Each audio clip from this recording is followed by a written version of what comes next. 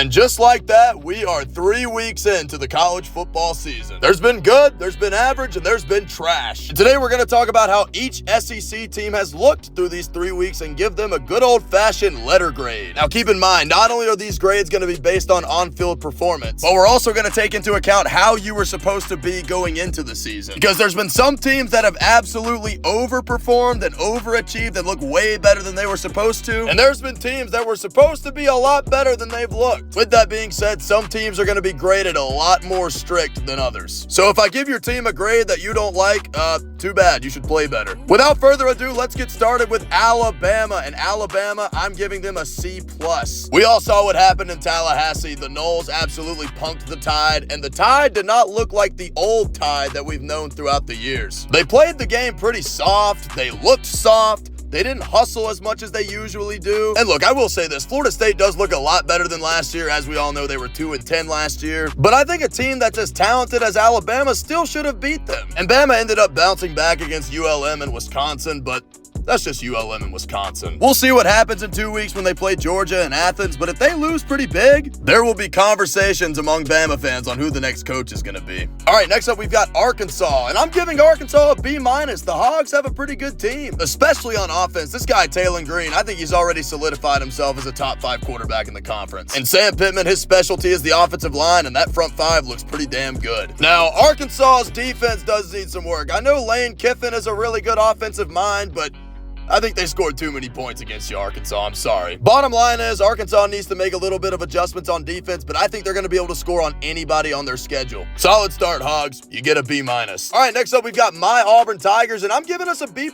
Massive win week 1 on the road in Waco against Baylor. We ran the ball really well. Didn't have to throw the ball much. You know, Baylor was running a 2-high safety set. We were gashing them up front on the ground. So we just kept running it, but I'm going to need to see Jackson Arnold throw the ball at an elite level before I give us an A, or even pick us to make the playoffs. I think our running attack is honestly amongst the top in the entire country, but I haven't seen enough through the air, and I have got plenty of concerns on defense. Our tackling needs improvement, our coverage needs improvement, but the bottom line is, the Auburn Tigers are 3-0, and we're going to see what this team is really made of this upcoming Saturday against Oklahoma. War Eagle. All right, if you're a Florida Gator fan, you might as well just go on YouTube and watch Walter Clayton highlights the rest of this football season, because your football team is absolutely terrible. There will not be a single Florida fan that's going to disagree with what I have to say. Billy Napier does not have a single clue what he's doing. DJ Lagway, I mean, what in the world's going on, man? 5 picks? 5 interceptions? Really, dude? You lose to USF at home, and then you turn around and throw 5 picks in Baton Rouge. I mean, the offense is so bad, it's tough to give the special teams or defense any credit. I heard all offseason how good this Florida team was going to be, and they looked pretty good at the end of last year. It's really weird. But at the same time, it's not weird because it's Billy Napier, and he's an absolute idiot. I'll make a deal with you, Florida fans. If y'all fire Billy after y'all lose to Miami this Saturday, I'll bump y'all up to a D.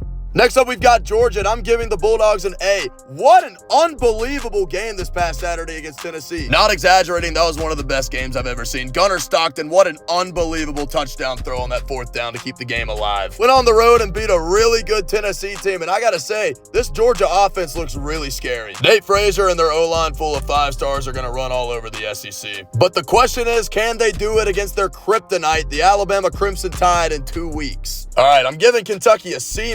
Now, they lost to Ole Miss in a close game, but Calzada was the quarterback in that game, and they have just recently benched him for Boley, and Boley looks a lot better than Calzada. I'm a little disappointed in Kentucky's defense, specifically against Eastern Michigan. Now, thankfully, Boley and the offense scored enough points to avoid the upset, but if Calzada was the quarterback, they might have lost. Maybe they were just drag-tailing around and weren't playing as tough as they did against Ole Miss. But if the defense wakes up and Boley and the offense starts rolling, Kentucky can steal some wins on the schedule. But for now, sitting at 2-1, I'm giving them a C-. This LSU defense, man, my God, they are good. If I was grading their defense, they'd get an A++++, but we're not. We're grading them as a team, and they're getting an A. LSU finally broke the week 1 curse and went into the other Death Valley and beat the other Tigers.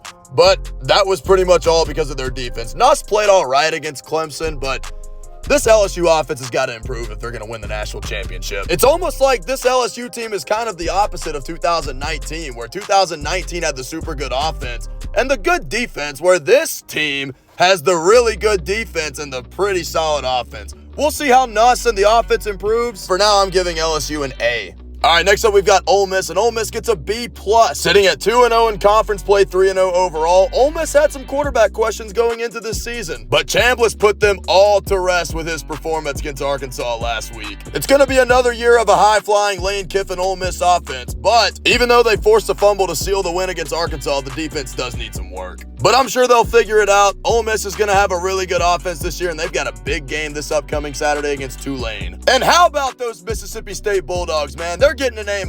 Most people, including myself, thought they were going to suck and would be lucky to win an SEC game, and they have proven all of us wrong. Jeff Lebby's got these new group of guys bought in, and not only is Mississippi State probably going to make a bowl game, they could win 8 games. Maybe more, who knows? I mean, this win against a pretty good Arizona State team, I don't think it was a fluke. I mean, they smacked Southern Miss, they smacked Alcorn State. If you've got Mississippi State on your schedule, look out, because the Bulldogs are good again. All right, next up we got Mizzou, and I'm giving the Tigers an A-, and a lot of that has to do with the transfer quarterback out of Penn State, Bo Pribula. And for whatever reason, I'm not seeing any Heisman talk about this guy. I mean, if you look at his numbers, he's got better stats than some of the guys that are talked about winning the Heisman. But Missouri as a unit is absolutely legit. And Pribula will have plenty of opportunities to put his name into the Heisman talk when he plays quality opponents throughout the year. But so far, 2 blowout wins against Central Arkansas and Louisiana Lafayette, and then beating a good Kansas team in a rivalry game, Missouri gets an A-.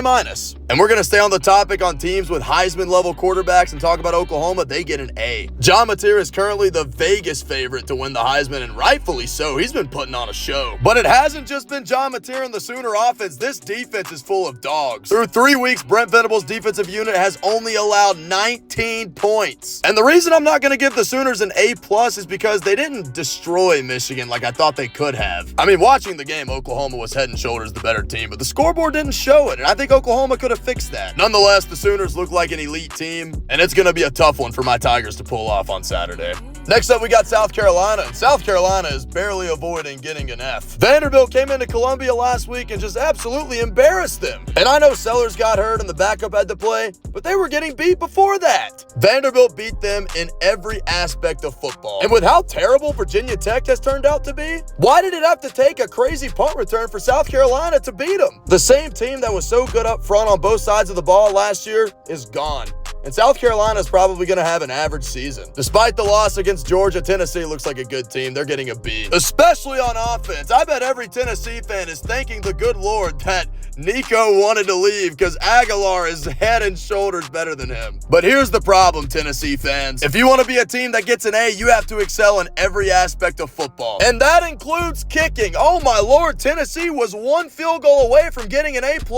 I think a big win against Syracuse and finally beating Georgia would have warranted an A+. But we know how it turned out. He missed the kick and Tennessee dropped to 2-1 despite a very good performance. Make no mistake though, the Vols have something really special with Aguilar, and I'm excited to see what Tennessee does. They get a B. All right, next up we got Texas, and what in the world's going on with Arch Manning, man? Make no mistake of it, the Longhorns have an elite defense, but Arch is not getting it done. He's missing open throws, he's not making as many plays with his legs as he used to, and it really seems like a mental thing because we know he has the ability. Maybe he just needs to settle in, or maybe he's a bust. I guess we'll figure out as the season goes on. But for right now, for an offense that was hyped up to be one of the best in the country, Texas's offense is an absolute disaster. This is me being a strict grader. They're getting a D. As for the other team in Texas, they're getting an A. Marcel Reed and this Texas A&M offense absolutely diced up this Notre Dame defense. The narrative that Marcel Reed couldn't win a big game in a neutral site or on the road got put to rest this past Saturday. And even though Notre Dame's 0-2, I still think they're an elite team. Now, Texas A&M does have to improve on defense, but their defensive concerns are not going to be enough to make their grade any lower than an A after their win against Notre Dame. And the lone A+ through 3 weeks in the SEC is Diego Pavia and the Vanderbilt Commodores. And let me tell you why. All offseason, this team was labeled as a fluke team from last year. They couldn't do what they did last year against Alabama. They weren't even that good last year. Diego Pavia is a scrub, this and that. And what have they done? They've gone into 2 hostile Power 4 environments and absolutely embarrassed them. Pavia and Vandy have proven everybody wrong. And I never thought I would say this,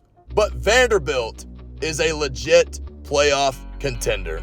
But that's going to do it for grading each SEC team season through week 3. And we've got a long season ahead of us. It's only week 4. That means we've got plenty of time for good teams to get bad and bad teams to get good. Be sure to like and subscribe, and leave a comment. Tell me who your favorite team is and how you think you guys look this season. Or leave a comment and tell me I'm an idiot and I don't know ball. Either comment works. I look forward to reading them, and I will see you all in the next video.